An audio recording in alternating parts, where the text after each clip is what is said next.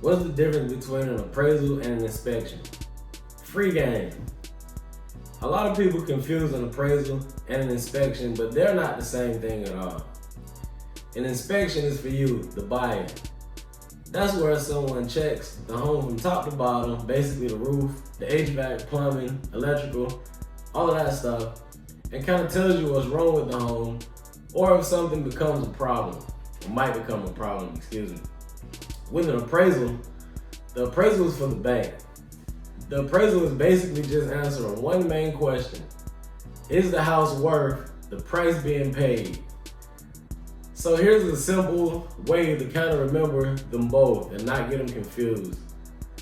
An inspection kind of equals the condition of the property, and the appraisal is basically looking for the value of the property. They both matter, but they both serve two different purposes. That's free game.